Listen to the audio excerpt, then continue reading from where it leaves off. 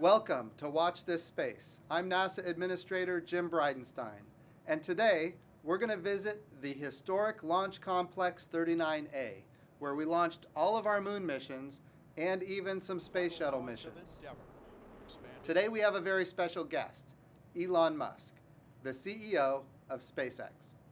We are at the Kennedy Space Center at Launch Complex 39A, which is a very historic I would say not just launch complex, but a very historic monument for our country. From this launch complex, we launched all of our missions to the moon. We also launched space shuttles, and we have a really exciting event that's happening tonight, which is the reason why we're here, which is tonight we're going to launch with what we call Demo 1, which is a mission to the International Space Station with Crew Dragon. In other words, it's not crewed, but it is a test flight going all the way to the International Space Station. Now, where we are right now on Launch Complex 39A, we're on what we call the crew arm, which is the way the astronauts are actually going to get to the capsule so that they can fly to the International Space Station. Now, that's not going to happen tonight, but tonight we're going to test the vehicle, all components of the vehicle. And I am thrilled and honored to be here at this very historic site with Elon Musk, who has been an amazing partner for NASA for all of the years to get us to this point where what we want to do this year is launch American astronauts on American rockets from American soil. And getting to this point, as you and I have talked, was not something that came easy. It's not something that came fast. But step by step, you have gotten us to the point where we're ready almost to take that next step. I'd like to start just by asking you, the story that is out there is that there was a time in your life when you made a trip to Russia, and your intent was actually to buy, I guess, an excess intercontinental ballistic missile. Yeah, without the nuke. Without the nuke, right? Yeah. Without the nuke, that's a good point. Yeah, that's extra. Yeah, that's actually right. So tell me about why you were there, yeah, and ultimately how it resulted in this moment right now. Sure. Well, originally I was not going to start a rocket company. I really wanted us to become a space-faring civilization and a multi-planet species.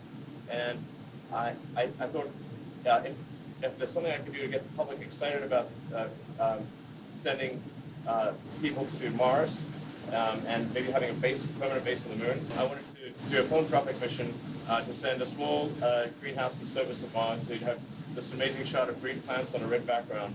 And I thought that would really inspire the public.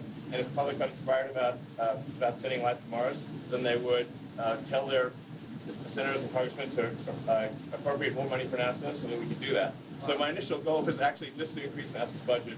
And then what I found was that, first of all, the Russians really wanted to charge me way more than I could afford. They wanted to charge me more money than I had to do the philanthropic mission. And so that was ended up not really being an option. And I thought, well, is there any way to make a lower cost and especially a reusable rocket system in the U.S.? And so I just read every book I possibly could on rocket engineering and decided to try giving it a go, essentially to give NASA more options, more sort of technology, like more technology horses in the stable, essentially, to use in order to get humanity into space and become a multi-planet species. And you started with a much smaller rocket, the Falcon 1. And was your goal at that point, when you started with Falcon 1, to get to the point where we had 9 engines for Falcon 9? Was that your goal at that time? When I started SpaceX, I only thought there was maybe a 10% chance of getting Falcon 1 to orbit. I did not at all think that this would happen. So this is for sure a dream come true. But I literally at the time I didn't know anything about rockets, and I've been the chief engineer of SpaceX since day one, and I don't really know anything about rockets, which is why the first 3 rockets failed. Right. And then so the first 3 Falcon 1s for SpaceX were failures. Yes. And then tell me about the 4th one. The 4th one, so I'd actually only had enough money for 3 flights. So I had no more money left, and we managed the team sort of rallied, and we managed to put together enough spare parts to do a 4th launch, and that 4th launch was successful. And And then So what would have happened if it wasn't successful? SpaceX would have died. So we would not be here right now, at this moment, getting ready to launch Crew Dragon to the International Yes. System. Wow. Yeah. That's an amazing story of taking a risk and actually coming out on top and enabling not just you and SpaceX, but enabling the United States of America to come to this very critical point in American history. Absolutely, and I'd just like to express a great appreciation for NASA and acknowledge the debt that SpaceX owes NASA in developing all of the rocket. The rocket technology that we built our rockets on was developed by NASA over many decades, and we without that, SpaceX would not have been possible. And shortly after our first success, NASA gave us a critical contract to resupply the space station with cargo, and that was also fundamental to SpaceX's success. And without NASA support, SpaceX wouldn't be here. So thank you. Well, it was long before my time, but I'd just like to thank NASA. yeah, thank the United States of America for supporting this really amazing opportunity. Well, we have now learned the events surrounding Elon Musk's decision to start SpaceX. Let's meet some of the astronauts that will be launching on Commercial Crew. Yes. But that was in 2001 when all of that kind of started materializing and you started having these thoughts. I wanted to ask Victor, who's going to be one of our pilots of these crew vehicles. 2001. 2001. Victor, where were you in 2001? I was learning to fly jets, Okay. and I actually got my wings Great. that year. Cool. So That sounds awesome. So Victor was a naval aviator, getting his wings. What month was that? 2001. December 2001. Okay, so you got yours about 5 months ahead of me. I was in May of 2001, but you obviously did much better than I did because I ended up running a museum and then becoming a politician, and you went on to become an astronaut. I don't know if you can say that now, sir. Yeah, well, my job is much easier than yours. I can tell you that. Of course, we're so proud of all of our astronauts. You guys have all made your whole country proud. Bob, how about you? Can you remember maybe 2001 where you might have been at that time? I can. Back in 2001, I was an astronaut candidate. Okay. I started in the office back in 2000 in the summer, July. So just getting my first chance to come down here to Kennedy and strap crews in. I was just getting started as a big crusader. Yep. One of the astronauts that operated the space shuttles before the crew came to strap in and collected them after they landed the space shuttle. So. And your background before that, you were an Air Force flight test engineer. Correct. I'm an Air Force flight test engineer, still active duty in the Air Force. I worked the F-22 program after test pilot school, and then worked in a research lab at Eglin Air Force Base prior to that. So it's amazing to think about where everybody was at these different times and how it all comes together at this one moment.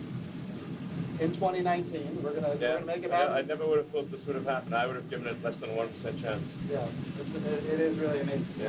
Doug, how about you in 2001? Well, I'm a classmate of Bob's, so Okay. we were selected in 2000 as astronauts, and so we were still astronaut candidates, just kind of learning our new trade. So kind of hard to believe you just got your wings. We were already astronauts by then, or at least almost astronauts. We were working towards being full-fledged astronauts. But yeah, it's amazing how far we've come in that short amount of time. How about you, Mike? 2001, that's a long time ago. I was seriously a long time ago. It is, yeah. I can remember it well, but it was 18 years ago now. 18 years, Unreal. yeah. That is incredible. Yeah. I'm a flight They're test a kid in engineer as college well. by now. Yeah. Yeah. Flight test engineer as well in the Air Force, and it was in Canada, Cold Lake, Alberta. I was on exchange at their flight test center testing the Canadian jets. Yeah, awesome. Yeah. So right now, inside the Crew Dragon for tonight's launch is I don't want to call him or her a dummy. I know. Tell- I was trying to avoid the use of the word dummy. Tell me what we call the I guess synthetic person. Anthropometric test article. There you go. Okay. Yes. So what is it you decided to name the anthropometric test article? I called her Ripley. Ripley. Ripley from Aliens. Fantastic. Yeah. It's a great character. Yeah. One thing that SpaceX has done really well is capture the imagination of the American people through branding and really exciting things. Launching, for example, a Tesla, which is still in deep space, orbiting Yeah. the sun. Yeah, I mean that was a case where like not only would you do like first test flight of a rocket,